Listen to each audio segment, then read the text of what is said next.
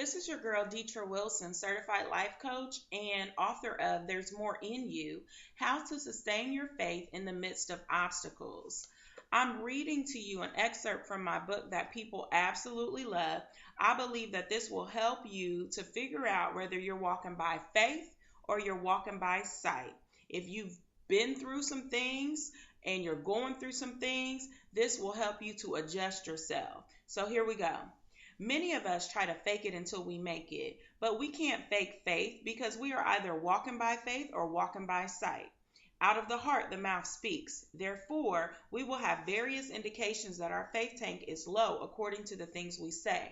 Our words turn into actions that are not faith driven. Yet, we believe that we are still walking by faith because of some so called good deeds. We think that people cannot see us. It's so sad that many of us are walking around with a snotty nose with green boogers and can't even see it in the mirror. We all come to a crossroads in life that require us to believe. We have to make a decision to believe in spite of it all. This decision will determine our actions and help us make decisions. It is healthy to assess your faith every so often and make sure you are on full. Many times circumstances in our life will cause us to develop a leak. It is our job as Christians to make sure that we stay full of faith. We are all aware that gas is at an all-time high. The difference between natural fuel and spiritual fuel is that there is an unlimited supply of fuel to fill our spirit. All we have to do is assess our level of fuel and ask God to fill our faith tank up. With gas prices so high, it's too bad it doesn't work that way in the natural world. At times, I've caught myself wondering how much faith I actually had in my tank. I use the following list to help me with my own personal assessment. So, indications that the faith tank is on full. For one, you have the joy of the Lord in trying times. Now, this is the glow on a believer's face in the time of adversity. It's like an invisible halo over her head. It shows up in compliments such as, I don't know what it is, but you look different today. You are glowing. Number two, it's like sleeping like a baby in the middle of a thunderstorm. The meaning of this is truly resting in the Lord. By not pacing the floors trying to solve unsolvable problems, it means that you are not trying to figure out the next steps without the help of God. Instead, you are resting in the Lord in the middle of life's storms. Number three, developing and maintaining healthy habits. You are not overeating, abusing drugs, or participating in any other self-destructing behavior. Instead, you are continuing to develop healthy habits. In essence, you are not allowing your emotions to control your actions. You are still pressing toward the mark of the high calling of God despite your circumstances. Number four, regularly sharing testimonies about the blessings of God. Your conversations are not full of how you think things should be, but rather the blessings that God has bestowed upon you. When people talk to you, they are encouraged because you talk about the blessings of God. You have not isolated yourself from people or alienated others with your countless complaints. Instead, you have uplifted people by being so positive in the midst of your trials and tribulations.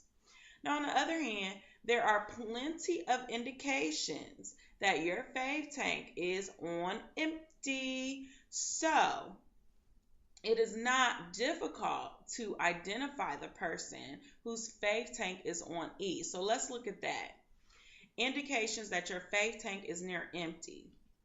You have angry outbursts for meaningless reasons. You are so irritable. In fact, you walk around with an attitude of, I wish somebody would. It doesn't matter what they do, but you are looking for an excuse to go clean off on someone. People respond with their eyes bugged out and their eyes open wide at your reaction to some of their blunders. You baffle people and devastate people with your responses to their minimal errors. Number two, sleepless nights spent tossing and turning to no avail. Now, this is one of the obvious symptoms that you need some gas in your faith tank. You are pacing the floors, trying to find a solution to your problems. If not that, your head is spinning because you've tried everything and failed. You don't know what to do, and your last resort is prayer. Now, listen to this one: nonstop chatter, attempting to solve problems with no solution in sight. You are so nervous that you can't stop talking. Of course, one person can't talk to you all day, so you go from person to person to continue your chatter. You have the same conversation 15 different ways, and you still don't find any peace about the situation. Sadly enough, you are looking for solutions from the wrong sources. You've tried talking to God, but you won't get quiet long enough to listen to Him. Now, moving on. Self-destructive behavior that involves sins which leads to unhealthy situations. Now, at this point, you are tired of talking and losing sleep. You just want it all to end, so you take matters into your own hands. Instead of allowing God to comfort you, you decide to relieve yourself of the pain. This relief is different depending on the person. It could be overeating, drunkenness, illegal drugs, or addictive sexual behavior. Okay, next one. Loose lips that utter unkind words to people you love. The ones you love are the ones you hurt the most. When your faith tank is low, the concept of thinking before you speak is out the window. In fact, you say it first and think about it later. On a good day, you may even apologize, but usually you are not even sensitive enough to realize that you hurt someone's feelings.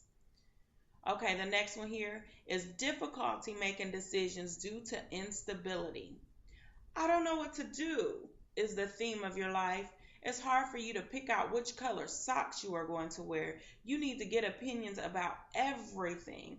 It is extremely difficult for you to make a decision without the support of others. In other words, you are all over the place. A hot mess. Okay, next one here and the last one. Impatient whining through difficult times. This is you.